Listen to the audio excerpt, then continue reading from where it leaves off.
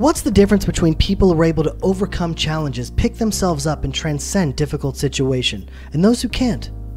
Deep in the heart of Jewish thought is the belief that man is free to choose his own actions and create his destiny. On one hand, there are many modern philosophers and scientists telling us that we have no free will at all, and at the same time, other thinkers in our personal experience says something entirely different. Listen to what world-renowned psychiatrist and neurologist Dr. Viktor Frankl has to say. The decisive factor is decision, the freedom of choice, the freedom to come up with a decision. It should be, I would like to become this way or another, in spite of conditions that should only seem to fully determine my behavior. At the moment they can see a meaning in their suffering, they can mold it into an achievement, they can mold their predicament into an accomplishment on the human level. They can turn their tragedies into a personal triumph. That was Viktor Frankl, a man who I've titled the father of positive psychology. He applied the lessons he learned in the most extreme conditions imaginable, the Holocaust, and he codified a universal methodology which, in my opinion, did to psychology what Einstein did to physics. And now, live from Jerusalem, you're listening to Israel-Inspired Radio. Here are your hosts, Rabbis Ari Abramowitz and Jeremy Gimpel. Jeremy, I love that man. I wish I met him. I wish I met him personally, because you hear in his voice the passion. He's lit up. He's living for a purpose. I mean, you could tell that he's literally living this message that he is sharing. And a big part of what he's saying is it's about freedom.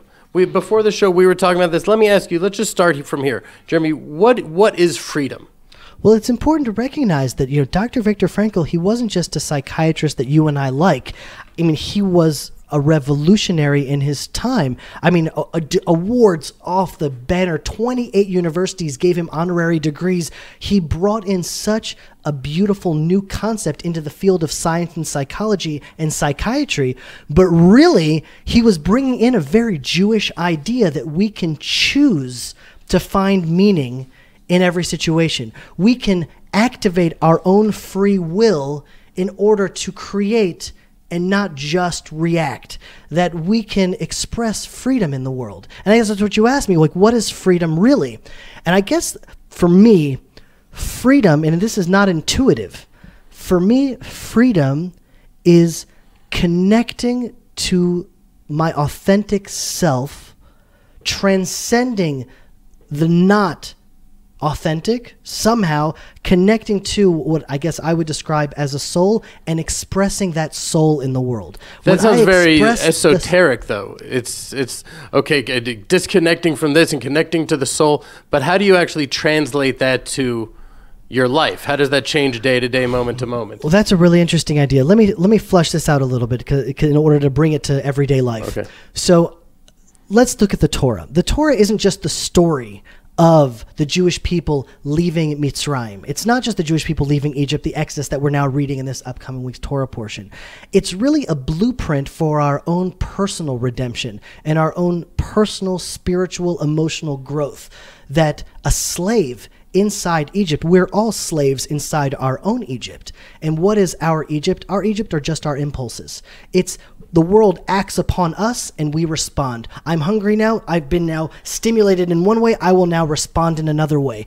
Real freedom is freeing myself from that response, which is not my authentic self. That's just myself responding to whatever is around me, transcending that and then connecting to what does my soul want in the world? What is good in the world? What is my ultimate aspirations? And when I'm able to then leave the responsive and then transform it into the creative, that's ultimate freedom. Does that make sense?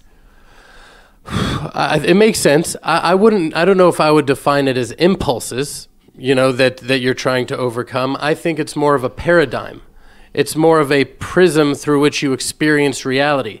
And you could be in the same situation or circumstance and be either in a world of hell and sadness or happiness and joy with the same circumstance going on with you in the world. And what do you have to Meaning, do? how do you see that? How do you see what you're going through? And a lot of means is transcending the external, meaning that there's a certain duality of the world that is very compelling, that the world has this duality and we're all different and separate.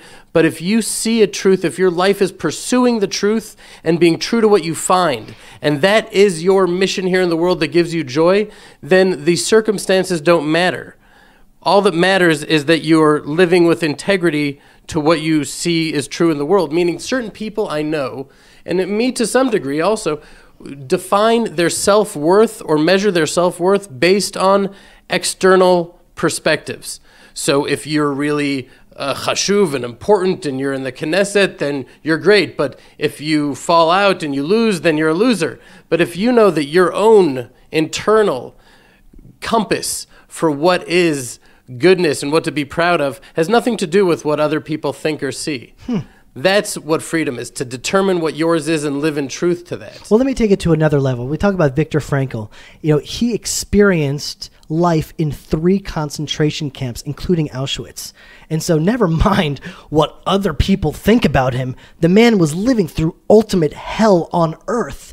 And yet within that, he was able to derive meaning. He was able to overcome the challenges because instead of just responding to the hell that was around him, because the natural response is, you're in a tough spot, I'm in a tough spot.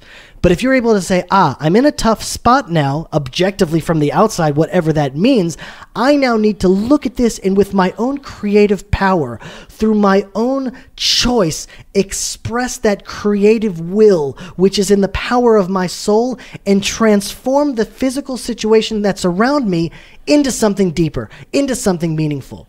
And I think that it's not only, in many ways, the outer surroundings generate an impulse. And the natural impulse for a bad situation is to be sad. And it's the creative power, our ultimate freedom of free choice, to then choose to see that situation in a new light. And no one wants to see new situations in a new light. Why? Think about the Jews in Egypt, meaning that parallel goes all the way through. The Jews are like, no.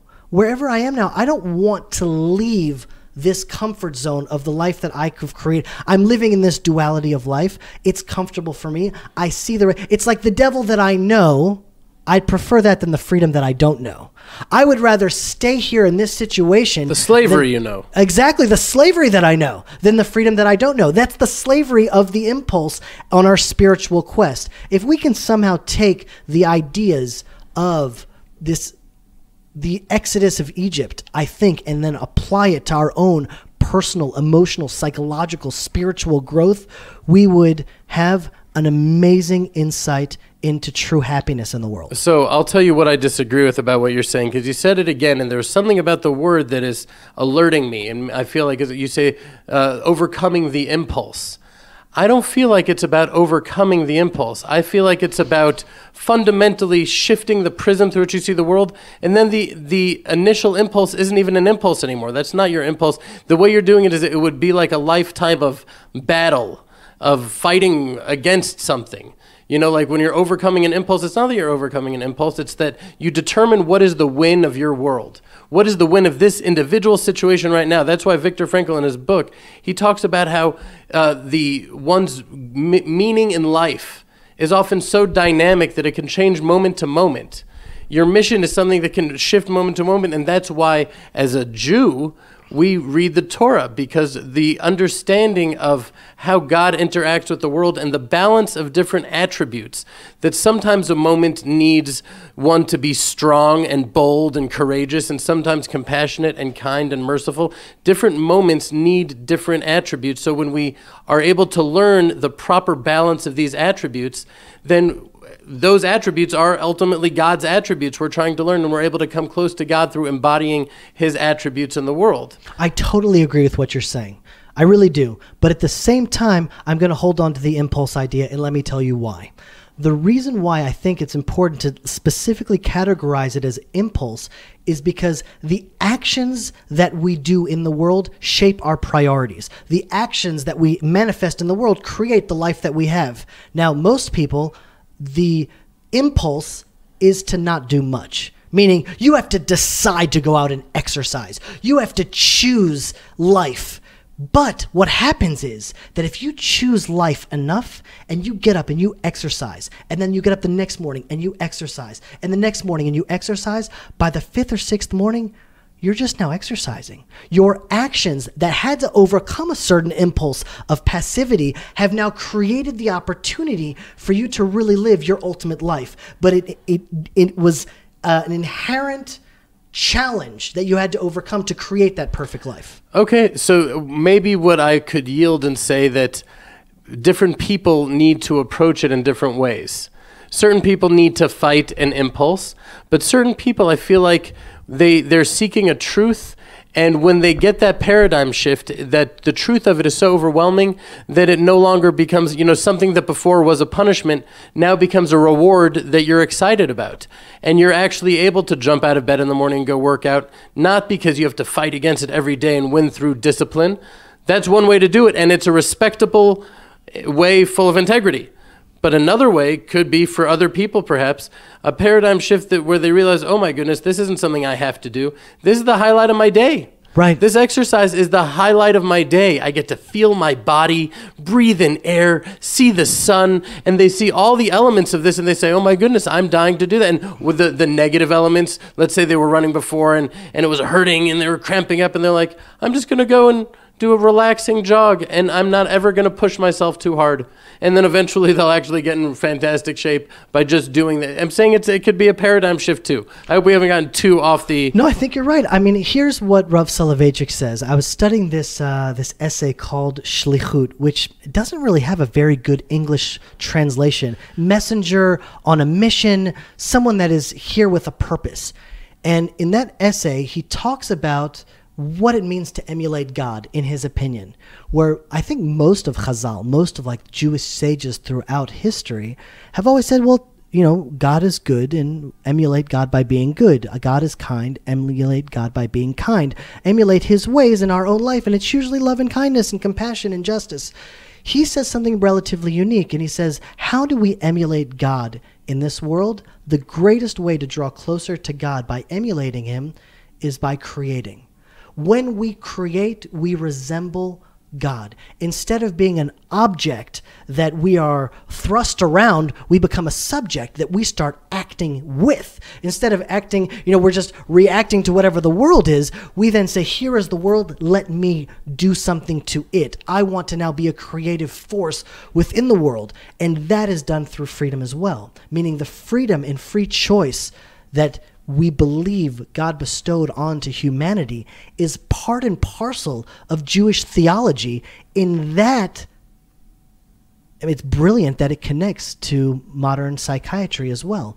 But what Viktor Frankl is really touching on is he's saying that our ability to choose the situation, our ability to choose the way we perceive the situation, is inherently our greatest ability, in many ways, religiously, to grow close to God. Just as God is a creative force in the world, when we exercise our free will, then we become godlike. And in so many times, I feel like this in my own personal life, that I am just a walking zombie. I'm going from meeting to meeting, waking up, going to sleep. I have work to do, deadlines to meet, articles to write, podcasts to prepare for. I'm running and shooting. And it's just like I am being thrust around by my life. And there are few moments in life where I take life by the horns and I'm saying, all right, what am I doing now? What creative force do I want to impart in on the world? And when I do that, I leave the shackles of the slavery of being thrust around this world and I choose real freedom. Okay, well, there's a story that Viktor Frankl tells in his book where he really outlines the principles of logotherapy. His special therapy that he developed and determined and wrote books about. And logotherapy, to me, is let's say, how the Kabbalah is the esoteric or mystical prism of Judaism.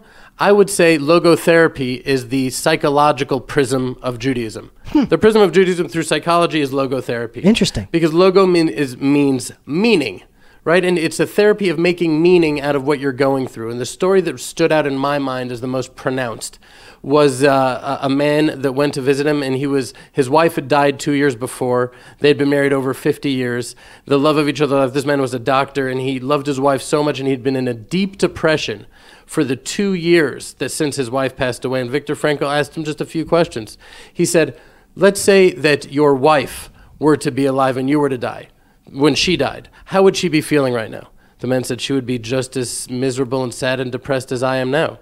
And Viktor Frankl said, well, then you're saving her that pain. What you're going through, you're doing it instead of her having to go through that.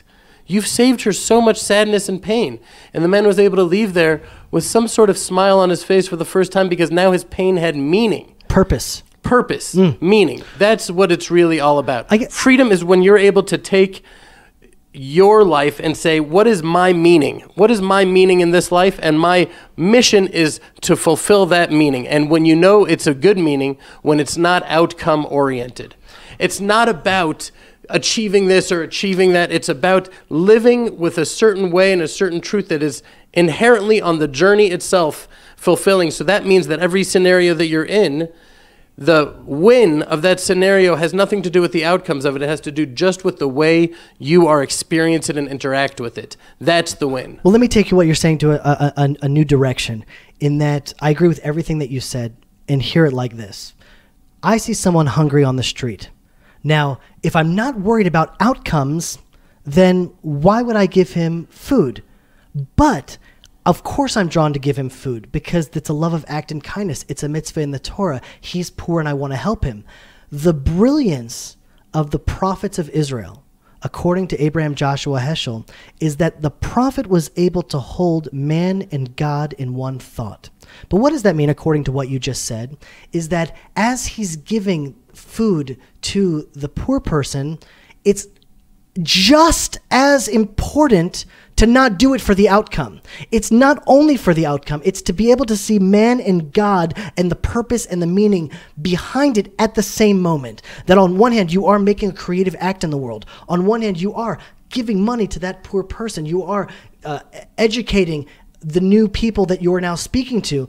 But at the same time, that act and expression is in another way meaningful in and of itself. That somehow the prophets were able to, through human suffering, through human needs, their heart called out in a way that expressed God's true desire for him to act in the world. Does that make sense? Viktor Frankl's psychological reality is a consequence, or in the same wavelength as Einstein's paradigm shift, that energy equals matter. When we realize that all of matter around us, everything that we think is stuff, is just energy, and all there is in the universe is energy, that's what E equals MC squared actually means, then we realize that God is everywhere. Ein od milvado. There's nothing but God anywhere in the world. It doesn't mean that everything is God, but everything is a manifestation in some distinct way of godliness. So when we realize that, then we say even the men around us, the people around us, they are God. They are being animated by God. They have a piece of God within them. And when you see that, then you understand that everybody's around us is being orchestrated in that way, and you can act with loving compassion, knowing that behind all these people is really God there. And we can, that was, I think, the Abrahamic breakthrough of treating his guests with the knowledge that within them was a spark of the God of all of humanity. Right. I guess what I'm a little bit concerned with, and this is what I wanted to hash out with you, is that when you say that outcomes are not important, but on the other hand, Abraham really wanted, for that experience with those three people that came and visited him at his tent, he wanted to give them a very good experience. He wanted the outcome, and I think that's critical not to lose. Well, when I say not outcome-oriented, the message that I'm trying to convey is not the outcomes that we are used to experiencing in this world. Oh, what are the outcomes we're looking for? The outcomes of, like, you go into a meeting with your boss. It's so important. Your win here is that the outcome is that you get a raise. Okay, I'm saying that that's not the outcome anymore. The outcome of a meeting is not to get the outcome of a meeting is to while you may want to get a raise and pitch your cause, but the outcome is your win is if you act with integrity and truth and self-respect and respect for your boss, and you have the attributes that you believe are the attributes that you need to have in this world. That's your win. The secondary win, but that's the primary win, That is the primary not win. about what comes out of the meeting. Indeed. Is not about achieving that. That's amazing. So when you choose your outcome. So Abraham said, what is my outcome that I want? I want these people to feel loved and to feel respected and to feel like there's an element of them that's being addressed deep within them that they didn't even know existed, that there's a soul in there, that they are a soul, and they didn't even realize that. That's what I think Abraham was, much more than a, intellectual, compelling argument he made. I don't think he talked about monotheism, and I don't think he taught so much. I think he integrated into himself what that understanding that everyone is God, and acted in such a way where it was self-evident. And that was the real inspiration. Yeah, I think you're right. I think that the more you act with that level of consciousness, the more that level of consciousness becomes an integral part of your life. Because that's all, meaning you have to see beyond this world to see the sublime that it's hinting to. And that's critical. But your actions, like we said earlier, create your priorities. Meaning if you're at a meeting with your boss and you start scheduling meetings over your own health and over your own family, then what you've done in your own life is, through your own actions, you've now distorted your own priorities.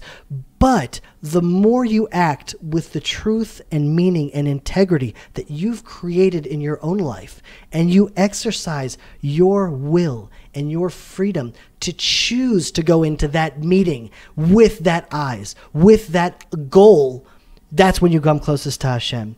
And I think that ultimately, Judaism is really all about changing ourselves. I don't know who said this quote. I should probably look it up. But it said, I wanted to change the world, but then I got older and I said, you know what? I'm just going to change my country. All right, I was going to change my country, but I see I can only change my state. No, state, never mind. Just my city, just my town, just my neighborhood. Oh my gosh, just my family. Oy, I woke up and I realized, really, I have to change myself. And that is the ultimate goal. Meaning when the outcome of every situation is, how can I change myself? How can my prayers change myself? How can each interaction I have with the individuals bring me to a higher level of existence? Then we're on the Jewish journey. Right. Well, so I'll just wind it down here, and I'll say, when you were talking about priorities, if you have certain priorities and then you see it's coming at the expense of your health and your this, why would you allow your work to come at the expense of your family? Why would you allow your work to come at the expense of your health? The only reason is because you've made an idol out of work. Somehow work has become this important thing that will determine your welfare, the welfare of your family, and it is within work that your salvation lies. And you've literally handed the keys of your life over to work and made it into an idol. But if you live intentionally, if you say from scratch, what are my priorities in life, and I'm going to schedule my life that way.